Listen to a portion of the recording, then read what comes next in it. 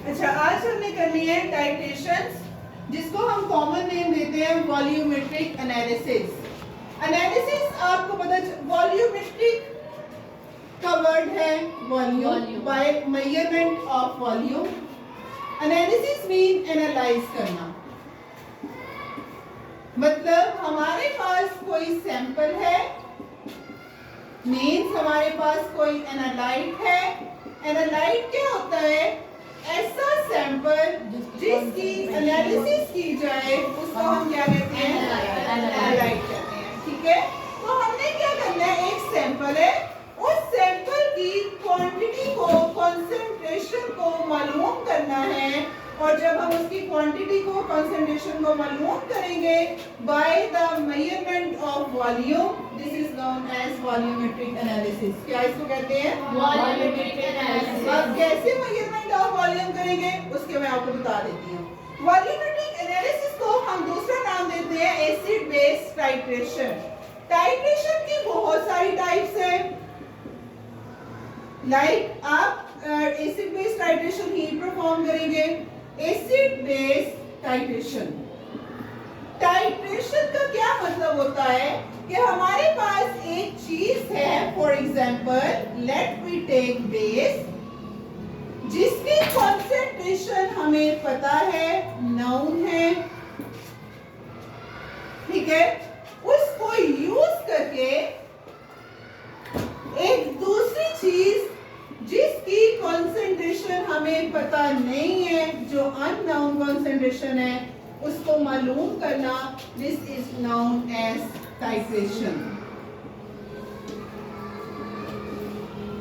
दोबारा सुने, टाइट्रेशन क्या है?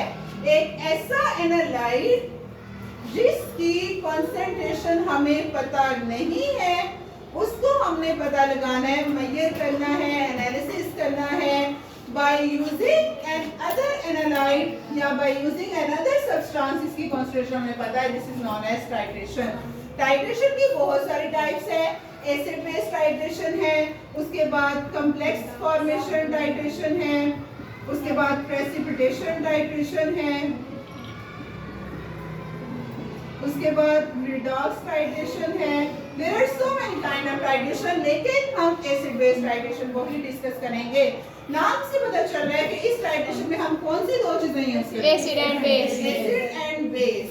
कि हम क्या करेंगे कि हमारे पास एक एसिड है, उसकी कंसंट्रेशन हमें मालूम है, ये टाइट्रेशन का पूरा ऑपरेटस होता है, साथ में साइड में स्टैंड लगा होता है जिसके ऊपर ब्यूरेट लगी होगी। ये जो एक ट्यूब होती है, दिस इज कॉल्ड ब्यूरेट। इसको क्या कहते हैं? ब्यूरेट। ब्यूरेट, जैसे ये ब्यूरेट है।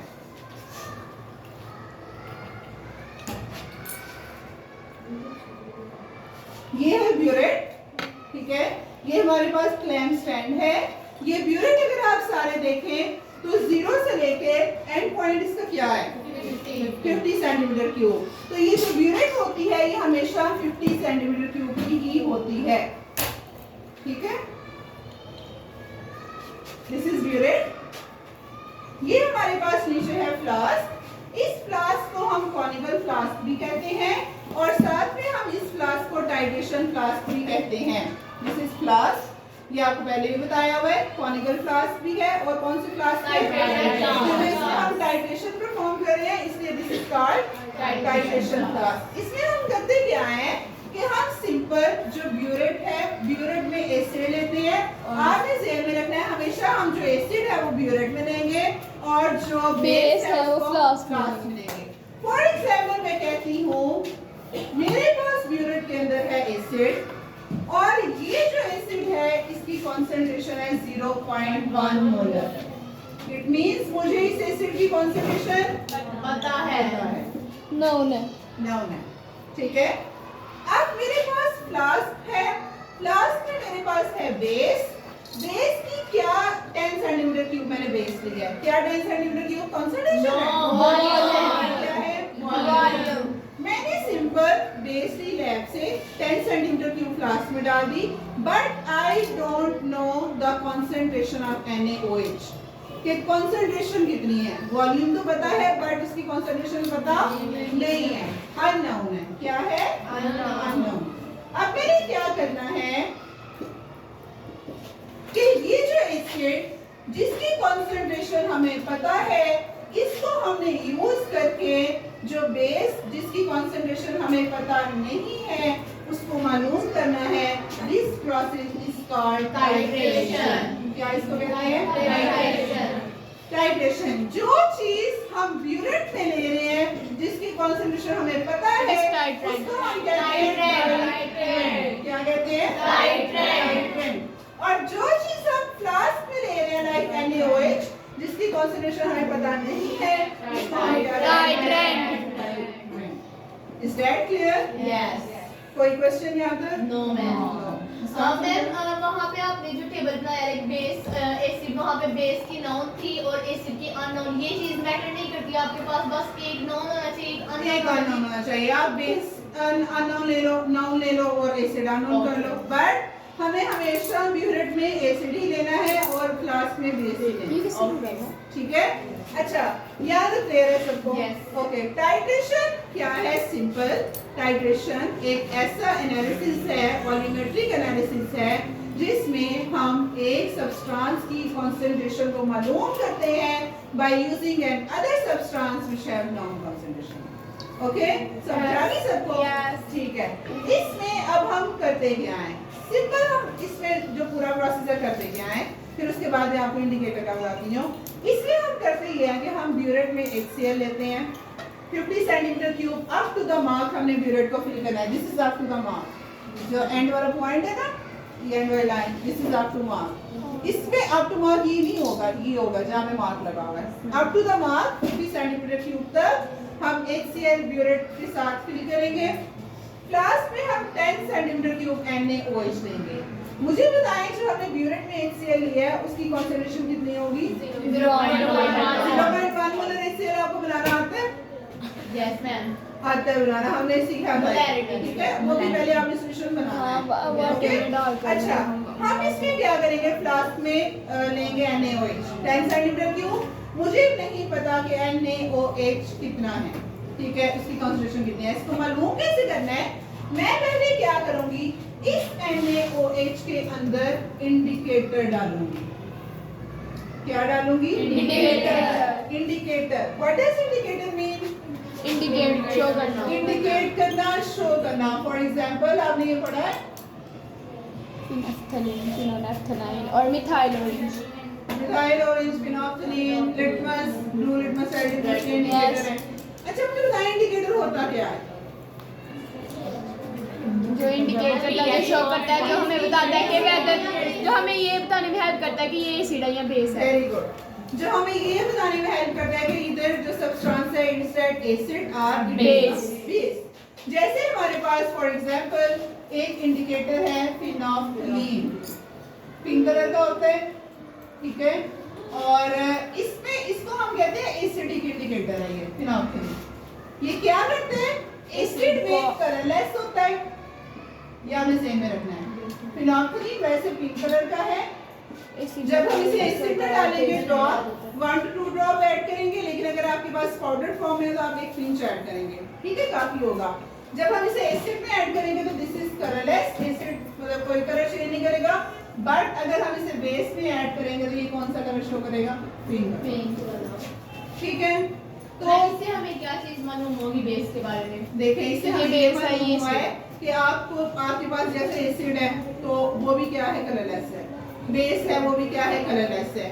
अब आपको लैब में 2 बीकर्स दिए जाते हैं, एक में एसिड एक में बेस डाल के दे देते हैं, बट वो आपको बताते नहीं है कि ये एसिड है और इसमें ये बेस है। वो आपको कहते हैं आप हमें बताएं कि एसिड किसमें और बेस किसमें है। तो आप सिंपली इंडिकेटर यूज कर लेंगे या पीएच पेपर यूज कर लेंगे, ठीक है। तो आप इंडिकेटर जस्ट फिनोल्फथलीन का एक ड्रॉप ऐड करेंगे दोनों बीकर्स में। जिस बीकर में वो फिनोल्फथलीन का पिंक ड्रॉप कलरलेस हो गया है, आप कहेंगे वो एसिड है, और जिसमें कलर गायब नहीं हुआ, पिंक कलर ही रहा है, आप कहेंगे वो क्या है? बेस है। अब आपका क्वेश्चन है कि यहाँ पे हम इंडिकेटर क्यों यूज कर रहे हैं? हमें तो पता है हमने फ्लास्क में बेस ली है और हमें ये भी पता है हमने ब्यूरेट में एसिड लिया है, उसका टाइट्रेशन के लिए हम इंडिकेटर यूज कर रहे हैं। मैं आपको बताती हूँ क्यों कर रहे हैं, ठीक है। अच्छा, यहाँ तक समझ आ गई? यस। अब आपको लैब में वो मिथाइल ऑरेंज भी दे सकते हैं, फिनोल्फथलीन भी दे सकते हैं कि ये यूज करें। अब कब आपने फिनोल्फथलीन यूज करना है और कब मिथाइल ओरेंज यूज करना है, इसको ध्यान में रखें। अगर तो आपके पास जो एसिड है वो भी स्ट्रॉन्ग है और है बेस भी स्ट्रॉन्ग है और जो बेस आप यूज कर रहे हैं वो भी स्ट्रॉन्ग है। फॉर एग्जांपल जैसे आपने HCl यूज किया, स्ट्रॉन्ग एसिड है, बेस आप NaOH यूज कर रहे हैं, स्ट्रॉन्ग है। तो अगर दोनों चीजें स्ट्रॉन्ग हैं तो तब भी आप कौन सा इंडिकेटर यूज करेंगे? फिनोल्फथलीन। ओके, अगर आपके पास एसिड वीक है बेस स्ट्रॉन्ग है बट बेस स्ट्रॉन्ग है, तब भी आप कौन सा इंडिकेटर यूज करेंगे? फिनोल्फथलीन। अगर आपके पास बेस वीक है लेकिन एसिड स्ट्रॉन्ग है, तब आप इंडिकेटर यूज करेंगे मिथाइल ओरेंज। जब दोनों स्ट्रॉन्ग हो गए तो तब बस हम लोगों ने फिनोल्फथलीन। तो अगर एसिड वीक है, बेस स्ट्रॉन्ग है, NaOH है, लेकिन एसिड की जगह आपने एसिडिक एसिड ले लिया, ठीक है, तो वो फॉस्फोरिक ले लिया, वो भी वीक है, मैम, फिर आप फिनोल्फथलीन यूज करेंगे। तो हम लिटमस पेपर कब यूज करते हैं? लिटमस सॉल्यूशन यूज करते हैं। लिटमस का वो नॉर्मल है, ठीक है, just blue and red colour show है इंडिकेशन के लिए, लेकिन हाँ दोनों में फिर भी मिथाइल ओरेंज दोनों वीक होंगे। तो अगर वीक बेस है, जैसे सोडियम कार्बोनेट वीक है, ठीक है, हम उसको यूज करेंगे। सोडियम कार्बोनेट वीक है लेकिन HCl स्ट्रॉन्ग एसिड है, तब हम मिथाइल ओरेंज यूज करेंगे। ओके, यहाँ तक समझ आ रही सबको? आगे ठीक है। अब हम इसमें ये डाल देंगे, हमें इसको समझे जरा। सिंपल हम क्या करते हैं, हम फ्लास्क लेते हैं, फ्लास्क में हम sodium hydroxide 10 centimetre cube base लेंगे जिसकी कॉन्सेंट्रेशन हमें मालूम नहीं है बट इसका वॉल्यूम हमें मालूम है, ठीक है। पहले हमने ये लिया ना HCl, इसको हम कह देते हैं M1, इसको हम क्या कह देते हैं? M1। इसकी मोलैरिटी कितनी है? 0.1। ठीक है, समझ आ गई? और इसकी मोलैरिटी कितनी है? 0.1। M2 हमें पता नहीं है। नहीं, ठीक है। इसका वॉल्यूम हमने कितना यूज किया है अभी हमें पता नहीं है। सो दिस इज V1, हमें पता नहीं है, लेकिन इसका वॉल्यूम कितना है? 10 सेंटीमीटर क्यूब। इसको हम ले लेते हैं V2। V2 कितना है? 10 सेंटीमीटर क्यूब, ठीक है। दूसरी चीज, यहाँ पे हमने लिया है एसिड, पहले नंबर पे मैं एसिड लिखी है, प्लस हमने यहाँ पे लिया है NaOH। एसिड जब बेस के साथ रिएक्ट करेगा तो क्या बनेगा? NaCl salt plus water। अब देखो यहाँ पर हमने कितना एसिड लिया है? 0.1 मोलैरिटी इसकी कितनी है? 1 है ना, मोलर रेशियो, ठीक है, नंबर ऑफ मोल्स 1 है ना, तो यहाँ पे हम लिख देते हैं N1 और इसको हम लिख देते हैं N2, मोलर रेशियो लिखनी होती है, ठीक है। n किस चीज का नंबर ऑफ मोल्स, ओके, उसको शो कर रहा है। तो यहाँ पर HCl के कितने नंबर ऑफ मोल्स हैं? 1, वो लिख लिए। यहाँ पर NaOH के कितने नंबर ऑफ मोल्स हैं? 1, वो लिख लिए। तो इसकी मोलर रेशियो कितनी है? 1:1, ठीक है। वो डिपेंड करता है कि आप एसिड कौन सा यूज करें, उस हिसाब से आप बेस यूज करते हैं। जैसा कि अगर मैं ये आपने मुझे बताना है, अगर मैं H2SO4 यूज करूं और साथ में बेस NaOH यूज करूं, क्या ये वाली ठीक है? यस स्ट्रांग है मैं दोनों स्ट्रॉन्ग। लेकिन मैं वो सॉल्यूशन Na12 में आया देगा 2 NaOH होगा ताकि क्योंकि वाटर के दो very molecule good, very good. यहाँ पे हम NaOH 2 क्यों लेंगे? ताकि सोडियम बचा क्या है? सल्फेट बने Na2SO4 दो वाटर के क्योंकि यहाँ पे 2 हाइड्रोजन है ना, तो आपको पता है हमेशा जब एसिड और बेस मिलता है पानी बनता है H2O, और एक H2O में एक H होता है और एक O, ठीक है। तो ये वाला जो एक H है, ये तो इसके साथ निकल के बन जाएगा H2O। अब दूसरा H कहाँ गया?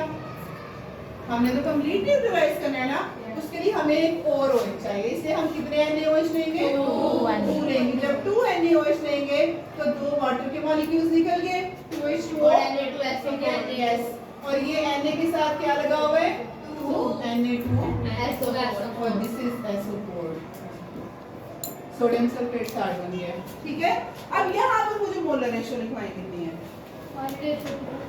Very good, 1:2। H2SO4 हमने कितने यूज किया? 1। N1 कितना है? 1।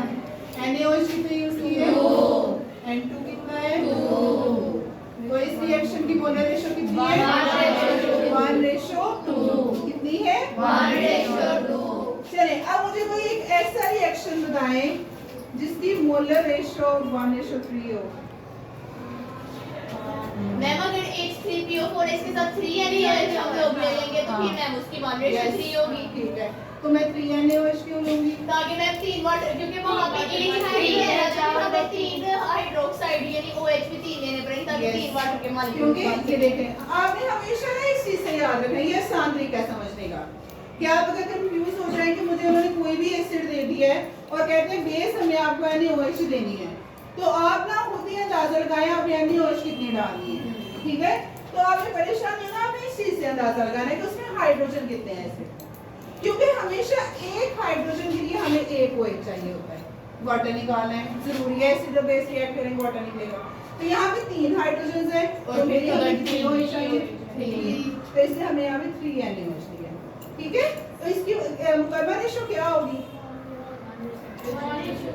1:3 ठीक है N1 = 1 N2 = 3 समझ आ गई।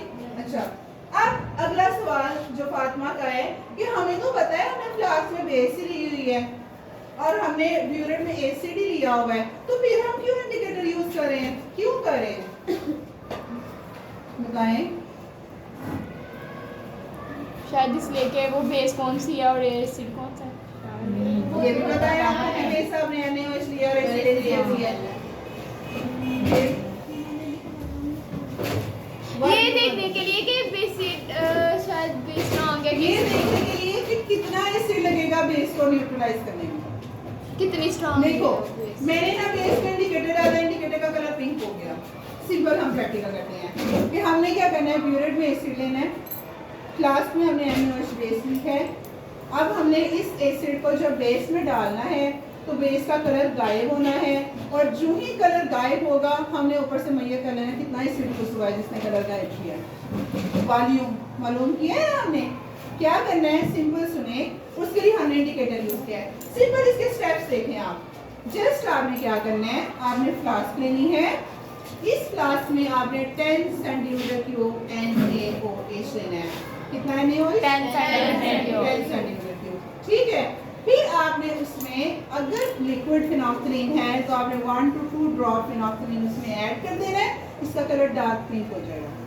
ठीक है अब जब डार्क पिंक कलर हो जाएगा इसको शेक करना है डार्क पिंक हो जाएगा ऊपर हम ब्यूरेट जो ली है ब्यूरेट में हमने HCl लिया है अब आप क्या करेंगे यहाँ से टैप खोलेंगे टैप खोल के HCl इसमें डालना शुरू करेंगे ड्रॉप वाइज डाल के साथ साथ आप इसको हिलाएंगे शेक करेंगे ताकि इक्वल शेडिंग हो जो ही क्या होगा ये जो पिंक कलर है ये लाइट होना शुरू हो जाएगा गायब होना शुरू हो जाएगा आप टैप फटाफट से बंद कर देंगे।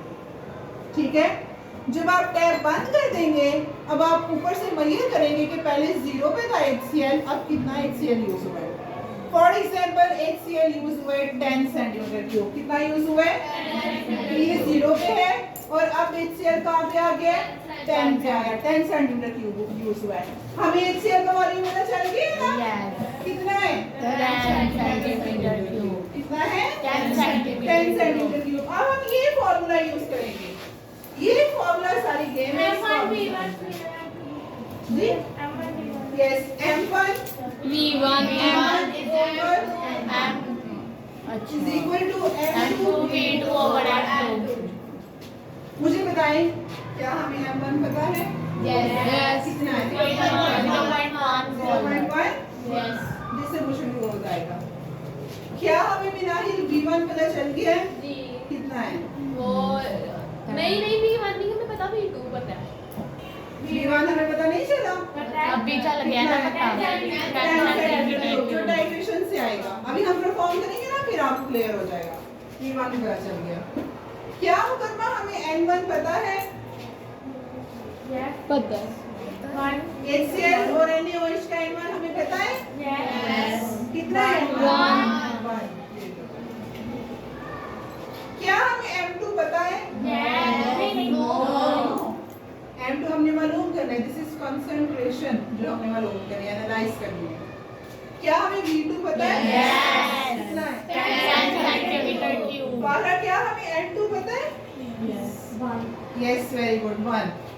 ये भी पता बस N2 क्या मालूम करना है? N2 ये इस साइड पे डिवाइड हो रहा है, इस साइड पे Multiply। ये इस साइड पे मल्टीप्लाई हो रहा है। Divide।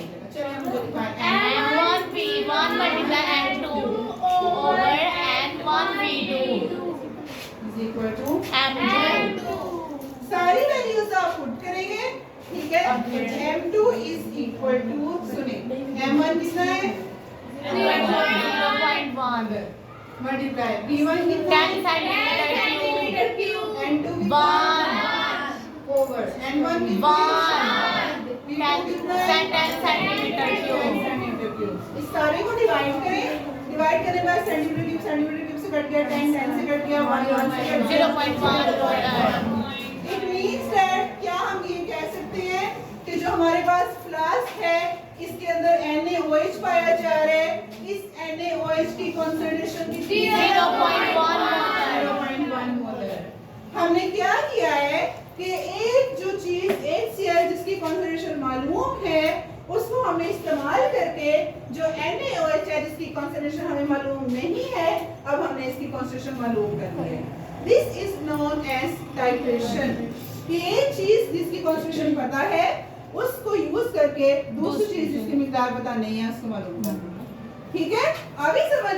मतलब आपको ना वो कोई भी एसिड लैब में दे दें, कोई भी बेस दे दें और आपको कहें इस बेस की जरा हमें बताएं तो सही की मिकदार कितनी है, इसके अंदर बेस है कितनी इस पानी के अंदर।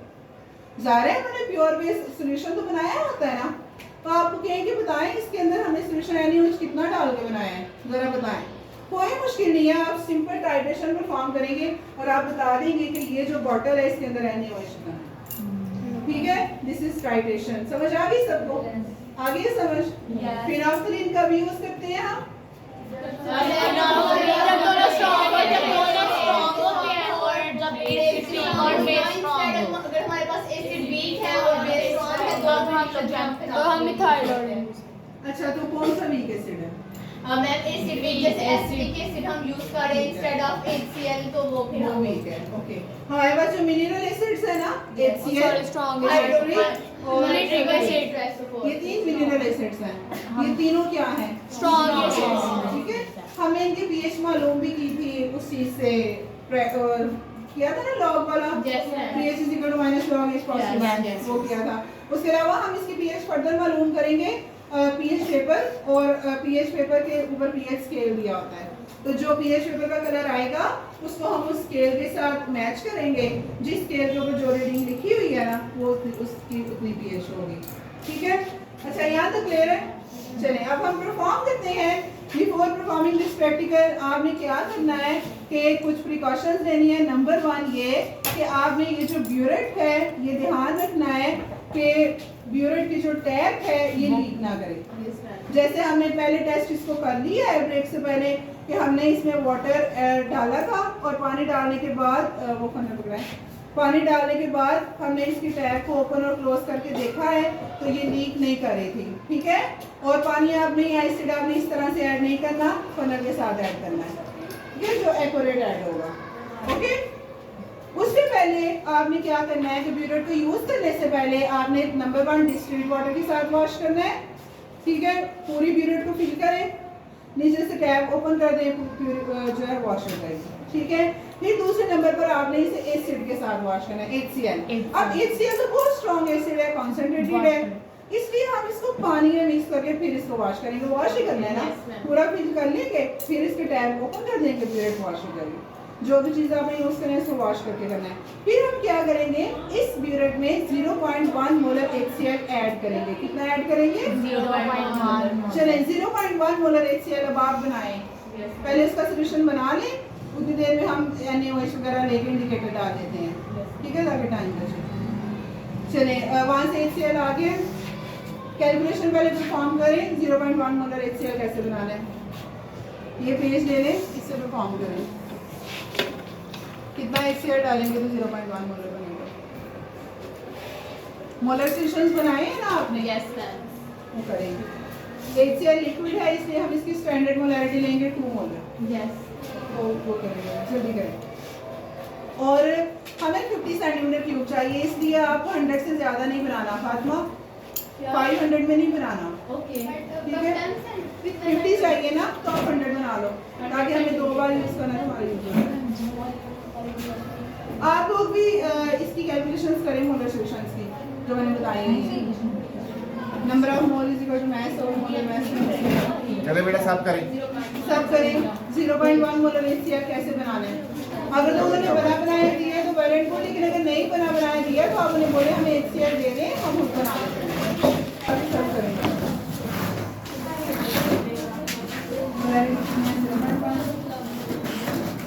और वॉल्यूम आप लेंगे 100 सेंटीमीटर क्यूब बनाना।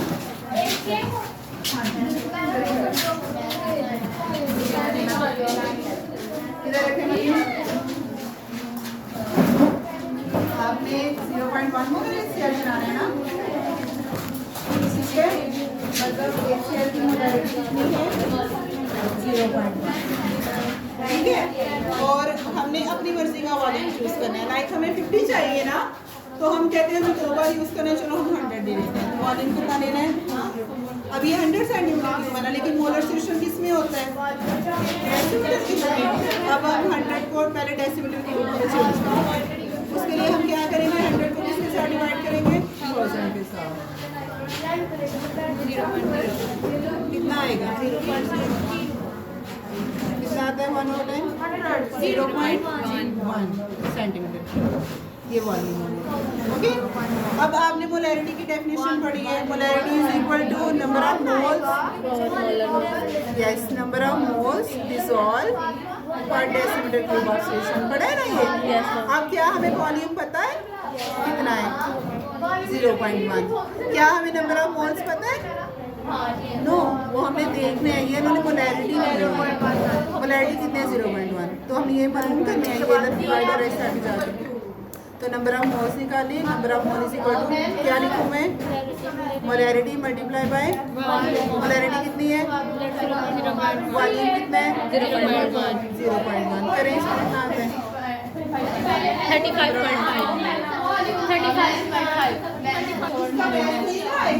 वॉल्यूम में DMU 10 मीटर। अब हमारे पास वॉल्यूम है ना, हाँ, ये डिवाइडर यहाँ पे मल्टीप्लाई हो जाएगा।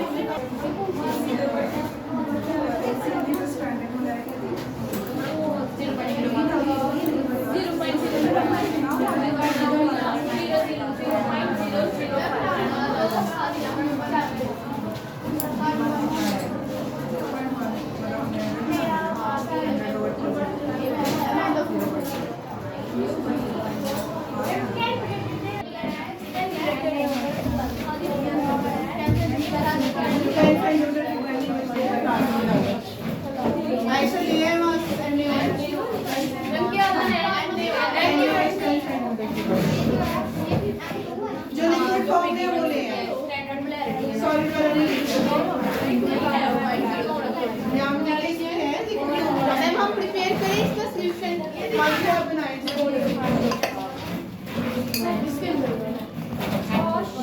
नहीं उसमें बनाए जल्दी करें जल्दी। वहाँ से इंडिकेटर भी ले लेंगे आप। वहाँ पे जो फिनाफ्थलीन को पाउडर फॉर्म इंडिकेटर है ना, वो दे दें।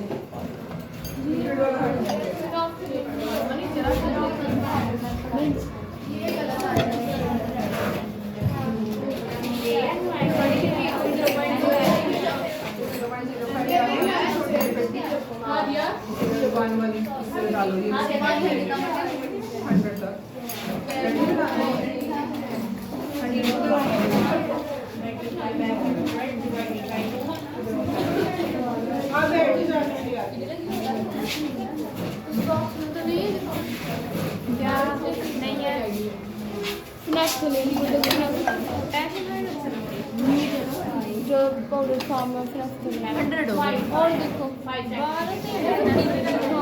पिपेट वो कहाँ पड़ा? बनाने के बाद वेट भी फिल कर दें आप लोग।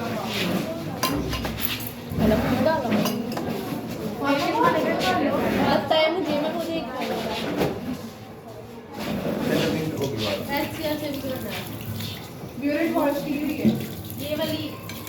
वो बड़ी वो तो ऐसे weird। नहीं वॉश करते इसे। मैम ये वो है तो बिल्कुल छोटी ले ना। और मैम उधर बॉयज कैंपस में एक छोटी ये आसपास ये आ गई हो इसमें भी वाश करो। वो बिल्कुल छोटी ले। इसमें एंड ध्यान से इससे यूज करना है इसके लिए। यस मैम आप सबको यूज करना है इसके लिए।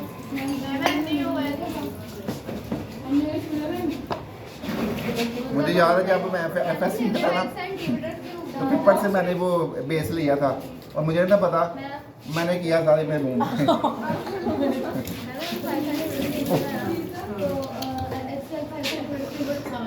आप ऐसा करो। हाँ। मैम ये बहुत खतरनाक तो ऐसा करो ना कि आप 5 सेंटीमीटर की स्पीकर की मदद से ले लो। लीटर की मैम वो 0.05 आई है उसका वाला 5 आया है। 5 आया है मैम जी कहाँ है वो तो वहाँ पे नहीं पड़ा हुआ है 5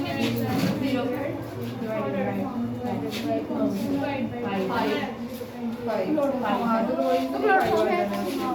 छोटा नीचे ले लो 5 सेंटीमीटर हो गया। नहीं वो हम लोगों ने ये गलत लगाया ये 100 है ना उधर एक उसको देखो में पड़ा हुआ है उसको। वो जो डब्बे में वो कह रही है 100 है नहीं वो नहीं होगी। मैं वो करूँ नहीं है चलो करो।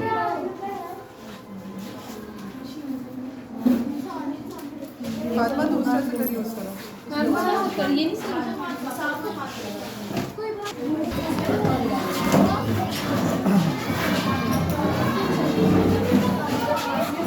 मैम ये लगा वो दे दो फिर वो लड़का यहाँ ना को हाँ जहाँ ना को दे दो। ये भी